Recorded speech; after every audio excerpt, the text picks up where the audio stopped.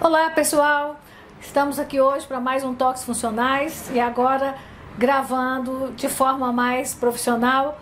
Vamos ver se as coisas continuam evoluindo. Sempre estar aqui tentando mostrar o melhor para vocês. Antes de começar, eu gostaria de lembrar para aqueles que ainda não sabem que nós fomos vítima de crime cibernético e infelizmente muitas pessoas foram contactadas por marginais se passando por nós e inclusive se identificando como membros da minha equipe, tentando vender cursos inclusive de prótese e pedindo que as pessoas digitassem código. Disseram que a gente estava sorteando um fim de semana na pousada para quem se inscrevesse. Então eu gostaria de deixar claro que em hipótese alguma nós vamos fazer uma coisa dessa. A gente não pede ninguém para digitar nada em SMS. Isso não é uma característica da nossa forma de trabalho. Por favor, não acreditem e fiquem atentos porque está acontecendo com muita gente, não foi só comigo, ok?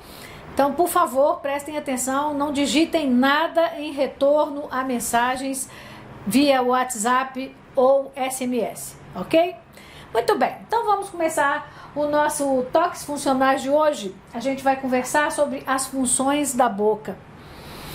Nós, como dentistas, deveríamos saber muito bem quais são as funções da boca, não é verdade? E quando a gente pergunta isso, normalmente em aula eu pergunto para aluno: você sabe quais são as funções da boca? Normalmente eu ouço assim: mastigação, fonação, deglutição. Ok, algumas vêm à tona, mas vocês não acham que um profissional que lida com o sistema estomatognático, ele tinha que saber de cor e salteado quais são as funções da boca? Então vamos pensar nisso hoje.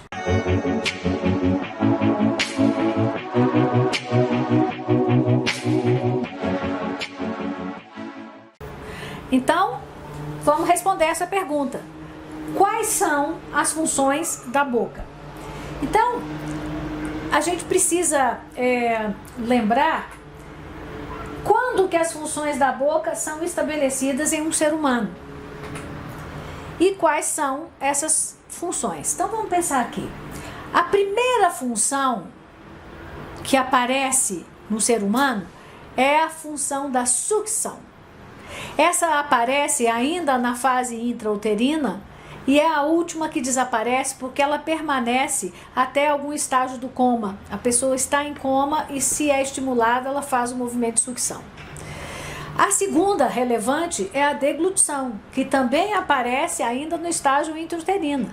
Então a criança, que está no útero, ela já tem que desenvolver a capacidade de deglutição, porque quando ela nasce, ela tem que estar apta a sugar e a deglutir. Sempre lembrando aqui que a sucção, ela se divide em tem duas diferenças, ela se divide em duas formas, A ordenha, que é a que o bebê faz para mamar no peito da mãe, e a sucção propriamente dita, que usa músculos diferentes dos músculos usados para a ordenha. Isso é uma conversa para outro dia, ok? Ok, então, sucção e deglutição, elas são funções inatas. Ninguém precisa ensinar ninguém a sugar e deglutir. A gente já nasce sabendo, a gente na verdade já faz antes de nascer. Depois a gente tem a mastigação e a fonoarticulação, que é falar, Elas são funções aprendidas. Então nós precisamos ter os estímulos adequados para aprender a mastigar e a fonoarticular. Então isso só vai acontecer se todos os estímulos forem dados de forma adequada. A gente vai atingir a plenitude dessa função. Se os estímulos não acontecerem de forma adequada, nós não vamos ter a plenitude dessa função, ok? A gente precisa entender também que é função da boca a postura. A gente não pode deixar de pensar nisso. Quando a gente tem a mandíbula se estabelecendo de forma adequada, isso interfere completamente na postura corporal. Então hoje a gente já sabe que os proprioceptores da boca, eles são fundamentais para estabelecer a postura corporal. Então a gente não pode esquecer que isso também é uma função da boca, ok? Bocejar, beijar, morder, cuspir, vocalizar, sorrir também são funções da boca, todo mundo sabe disso, umas muito boas, outras nem tanto. Vocalizar não é a mesma coisa de fono articular. Vocalizar é emitir som com algum significado. Ai, ui, né? E são sons, inclusive, internacionais, né?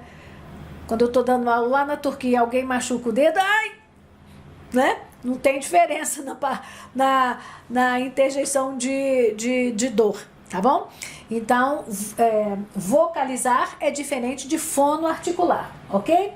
E o fácies? Todo mundo sabe muito de fácies, né?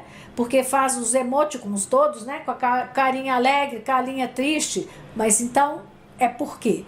Porque a boca está relacionada com o fácies do indivíduo. Isso é uma característica e uma função da boca, tá? Tem um colega outro dia que falou que a estética também é função da boca. Eu diria o fácies, né? Fisiologicamente, o que a gente considera é o fácies, é o estabelecimento como que a gente podia dizer? Estabelecimento do reconhecimento facial do indivíduo através da boca. Então a gente chama isso de fácies, né? Vomitar, nausear, eructar e regurgitar também são funções da boca. Eructar é arrotar, né? O nome certo, correto e mais polido é eructar. Também são funções da boca. Agora, na tosse, no espirro e no soluço, a boca tem papel coadjuvante, né? Então, não são funções da boca, mas a gente acaba usando a boca para isso, né? Porque você não consegue tossir pelo nariz. Você até consegue, mas é muito mais fácil tossir usando a boca, né? E o espirro a mesma coisa. E o soluço, né, também, você pode soluçar com a boca fechada, mas é mais fácil soluçar com a boca aberta. Mas são papéis coadjuvantes da boca, ok? Então, nós que trabalhamos aqui precisamos saber disso. Então, quando que essas funções da boca são estabelecidas no ser humano? Eu acabei de dizer, bem cedo, né? Na fase intrauterina. Então, eu tenho os bebês lá dentro da barriga da mãe, sugando o dedo, abrindo a boca, fechando. Tem fáscias já dentro do útero da mãe. Hoje, com os ultrassons morfológicos, fica muito fácil de ver isso, né? Então, é interessante. Então, as funções da boca, elas já estão estabelecidas intrauterinamente. No entanto, gente, a função, ela começou muito mais precocemente ainda, por incrível que pareça. Então, é importante a gente entender o seguinte: quando a gente está ainda numa fase celular, onde a gente não tem ainda os órgãos definidos, a função já está presente. Vou explicar por quê. Por exemplo, quando eu tenho células que se diferenciaram em mioblastos, que são as células que vão dar origem aos músculos, e essas células começam a contrair ou relaxar, elas levam a um estímulo mecânico na região onde elas estão. Então, quando elas executam essa função de contrair e relaxar, elas geram um estímulo mecânico na região onde elas estão. As células indiferenciadas que estão ali, as células tronco indiferenciadas que estão ali, sentindo aquela função sendo executada, entendem, elas têm uma capacidade de percepção e elas entendem que elas têm que se transformar em célula produtora de osso. Você sabia disso? Sim. Então a função, ela tem papel primordial e ela já começa a acontecer intrauterinamente, mas numa fase muito mais precoce, ainda numa fase embriológica mesmo, né? Já nem é o feto ainda é um pequeno embrião, onde os tecidos estão começando a se formar. A gente já tem a função determinando o início, né? Não é o início da formação do tecido ósseo. Então isso é muito importante. A função começa desde cedo, né? Então, se a gente considerar o que determina a formação de um indivíduo e o que determina o crescimento ósseo, muscular, né, de um indivíduo como um todo, para que ele atinja a sua plenitude, a gente tem que considerar esses 3 fatores aqui. Então, nós temos que considerar a genética. Sim, a genética é muito importante. No entanto, a gente tem que considerar os fatores ambientais, que são os fatores epigenéticos, que podem ser externos ou internos, e determinar alterações nas expressões gênicas. Então, tem aqui a genética, mas ela pode ser alterada pelos fatores ambientais. E, importantíssimo lembrar, que existe a execução da função. Então, as funções começando a serem executadas desde muito cedo, elas vão determinar alterações nas expressões gênicas.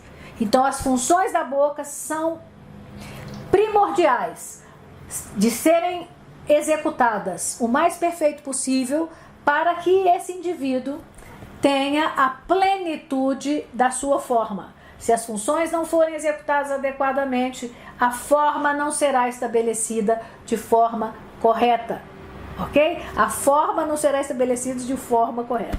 É um pleonasmo para reforçar, ok? É extremamente importante que a gente pense nisso. Desculpa.